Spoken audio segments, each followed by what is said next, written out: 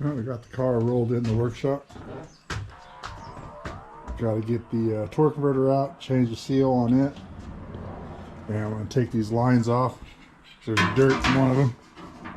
I'm going to take these lines off, get them cleaned out. Hopefully I can get them bent a little bit more up out of the way. But won't know until we get there.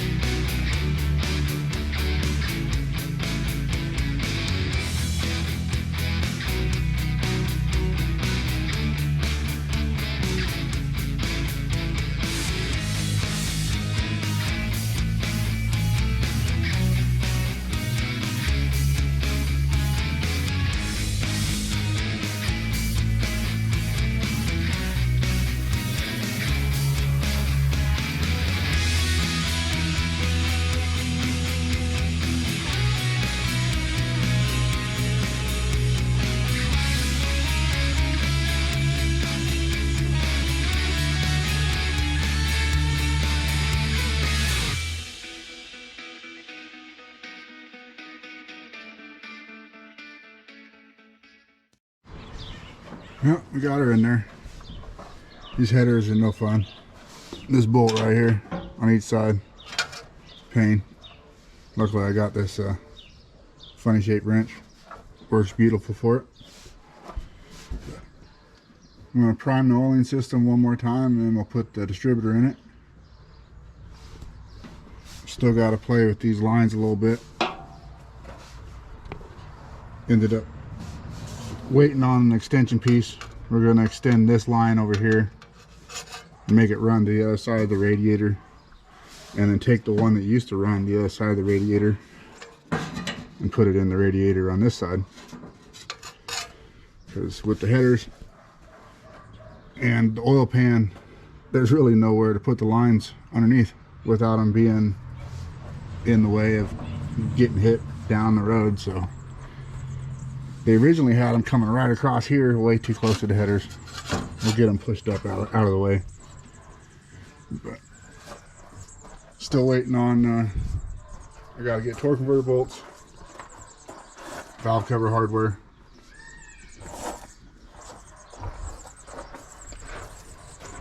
You can see over here, I don't know if you can see, this side of the header was a pain. We spent probably in grand total of an hour of actually just trying to get the bolts tightened up. That's not including the install of the headers, just trying to get the bolts tightened up. It was fun. But as soon as we get the line, we can put the radiator in it, get that locked down. I got to do fuel line, which I have. Put the ignition in it, put new plugs in it, torque converter bolts. Then I got to get the fuel pump in the back, make sure it still works. Check the gas. I'm probably going to drain this gas out, put fresh gas in for the install or for the break-in. And then if this gas seems like it's good, he can have it back when the car goes. But I want to make sure it's got fresh gas when it's first firing up. But getting closer. Took the engine side of the wiring harness out of the car. I had to convert it over to newer GM alternator.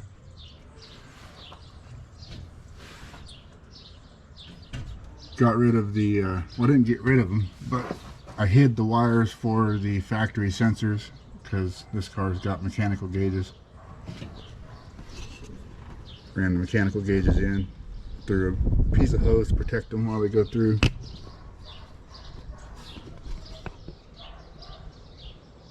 The bulkheads there weren't even, they were all bent. I was worried they were going to short out, so I had to sit there and straighten the tabs on them before I put them back together.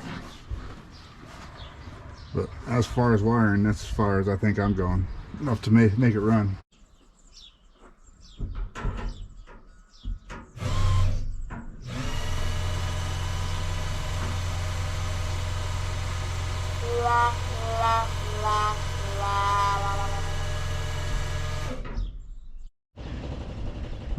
Got it primed up again. Had an oil leak at the gauge.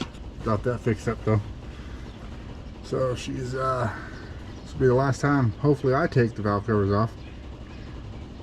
Beautiful as those rockers are, I hope to never see them again. I'm just waiting on the heater hose. That steel line to extend from there over the other side of the radiator.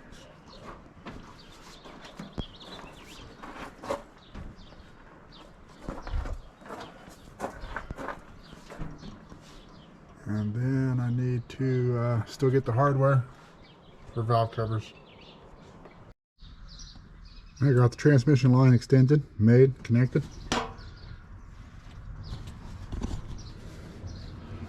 They're not rubbing on anything. We're probably going to put some old hose around them and zip tie them together. But the heater hose is in. Got to get some wire separators. Put the wires together. New hardware for the valve cover. Got the bolts for the torque converter. They're not in yet. Just got to put torque converter bolts in. Crawl underneath. Get the gas tank drain get the pump checked, and she'll be ready to fire up.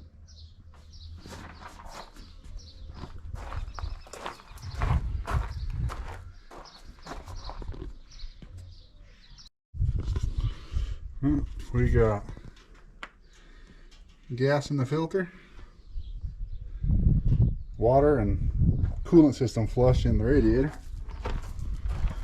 We can throw the charger on it so it's got a boost of power, but it went under and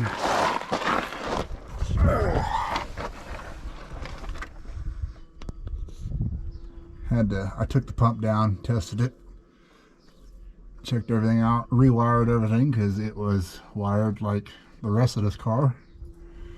I do not like where the fuel lines are riding, but to fire it up is what it is. This car needs rear springs. These things are shot.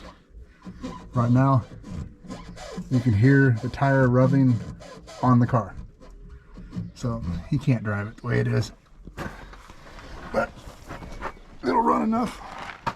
We can break it in. His brand new carburetor leaks and moves right here. I don't think brand new carburetors are supposed to do that, but it sprays out the primaries. I'm hoping it'll run enough. If it doesn't seem like it's going to run, I'm going to shut it off right away, pull the carburetor off my truck, because I know I just rebuilt it. It should be good to go, and then we'll go from there. So hopefully next video will be a fire up, and it'll fire right up, run, break in, and we'll be done. So